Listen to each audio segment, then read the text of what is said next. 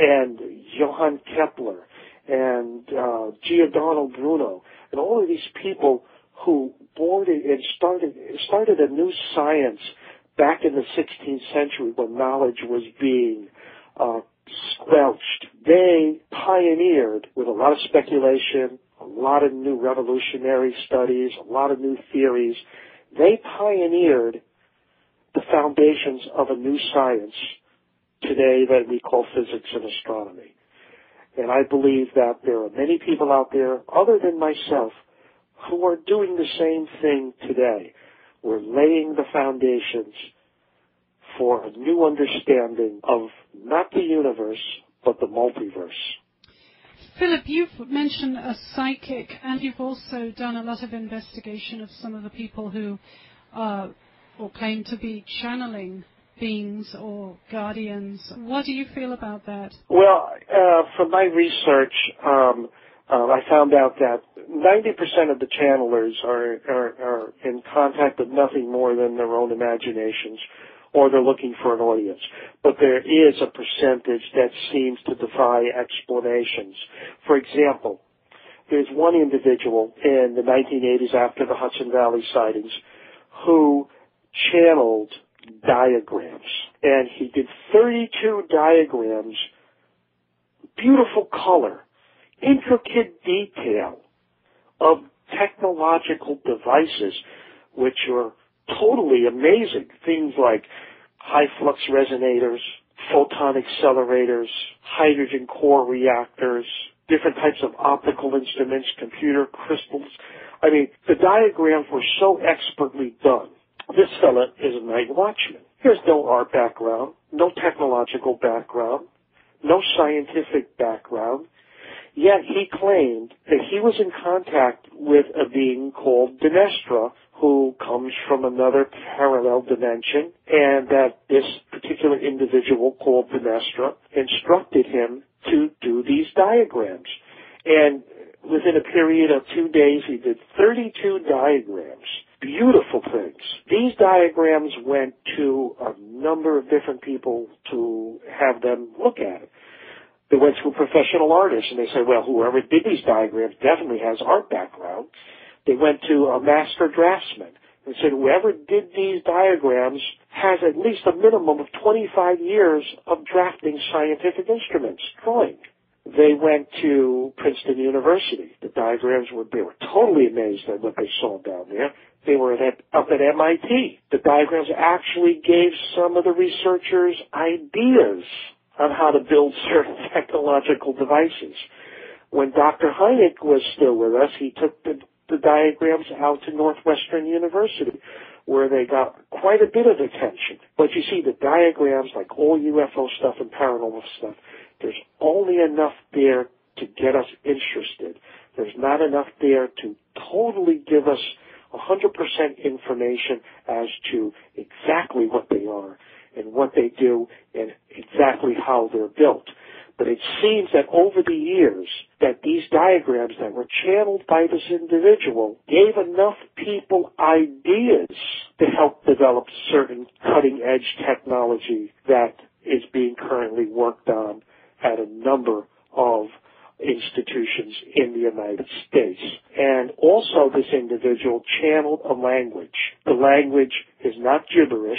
It was looked at one of the top linguistic scientists in the country at the University of Tennessee. And it turns out that it's a language of over 200 different characters, and that it's a complex language, and that it's definitely some type of language that's not of this earth, that some of the symbols do resemble Greek and Sumerian and so on, but in Sanskrit, it seems that there are symbols in there that are parts of languages from all parts of the human language, as if this particular language was the basis of all human language on this planet.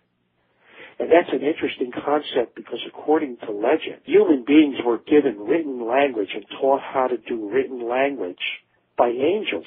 And he claims that this Dinestra could be, in fact, an angelic entity, a higher order of being in the universe that exists in another reality beyond the physical universe. And he also produced music. Never took a music lesson in his life. Didn't know how to play the piano. He started producing tapes that he claims that these angelic society is allowing the composer Franz Liszt to channel through him this amazing music.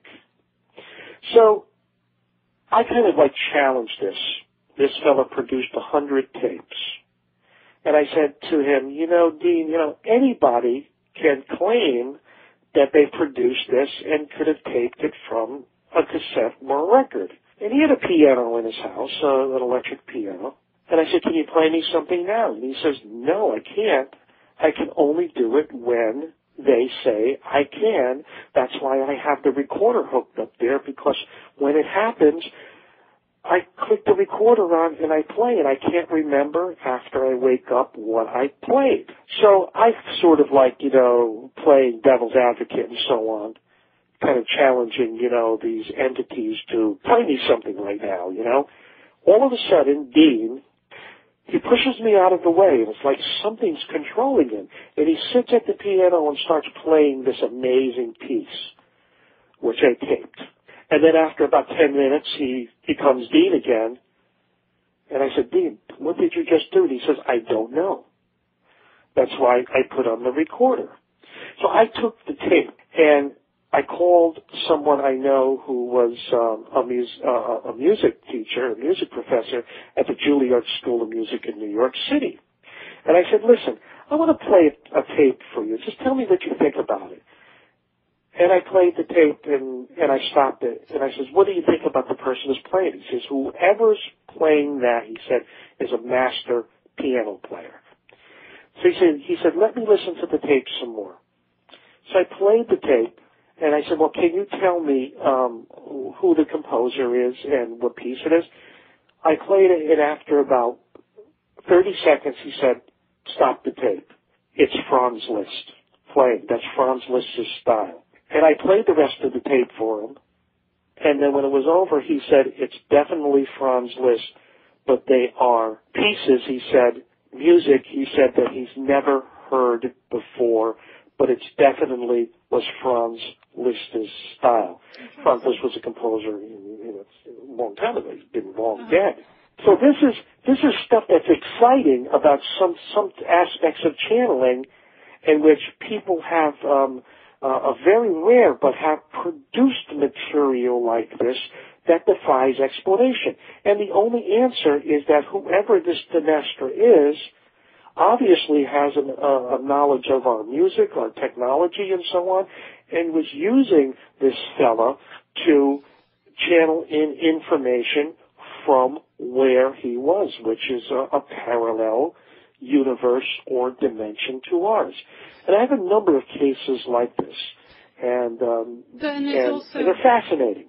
It is very fascinating. There's also, though, the possibility that where people are channeling supposedly very benign, benevolent entities who are not so benign.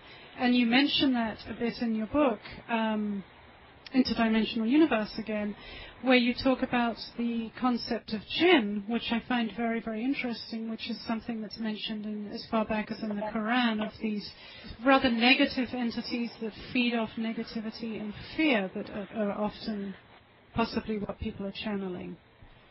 Yes, and it's my belief that the jinn are responsible for a great deal of paranormal phenomena. The jinn are called God's other people. And the legend says that they were on Earth in our dimensional plane long before humans, and that they became corrupt. They warred with other beings in the universe and themselves,